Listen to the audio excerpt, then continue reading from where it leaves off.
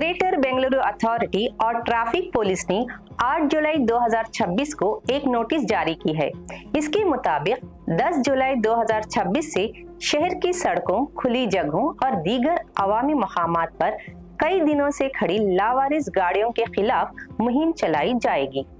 ये कार्रवाई greater Bengaluru authority act 2024 की दफा 324 के तहत होगी। ये मुहिम ग्रेटर बेंगलुरु अथॉरिटी के तहत काम करने वाली 5 सिटी कॉरपोरेशंस और ट्रैफिक पुलिस मिलकर चलाएंगे।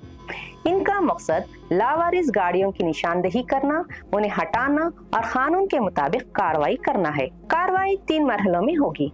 पहले मरहले में जिस गाड़ी को लावारिस समझा जाएगा, इस पर सरकारी नोटिस का स्टिकर लगा दिया जाएगा और मालिक को गाड़ी हटाने के लिए 7 दिन का वक्त दिया जाएगा। इसी वक्त गाड़ी के पहिए पर व्हील क्लैंप भी लगा दिया जाएगा।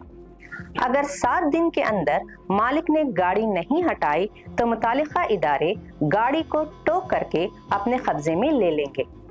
इसके बाद जब्त की गई तमाम गाड़ियों को कानून के मुताबिक अवामी नीलामी में फरोख्त कर दिया जाएगा और इसके बाद किसी भी किस्म का दावा कबूल नहीं किया जाएगा। हुक्काम ने शहरियों से कहा है कि अगर इनकी कोई गाड़ी कई दिनों से सड़क, खुली जगह या किसी अवामी मुकाम पर खड़ी है तो इसे फौरन इन्हें अपनी निजी जगह पर मुंतकिल कर दें ताकि गाड़ी जब्त होने और बाद में नीलाम होने से बच सके। इस अवामी नोटिस पर ग्रेटर बेंगलुरु अथॉरिटी के चीफ कमिश्नर के दस्तखत हैं। आपकी राय में सड़कों पर लावारिस गाड़ियों के खिलाफ ये कार्रवाई दुरुस्त है? अपनी राय कमेंट में जरूर बताएं।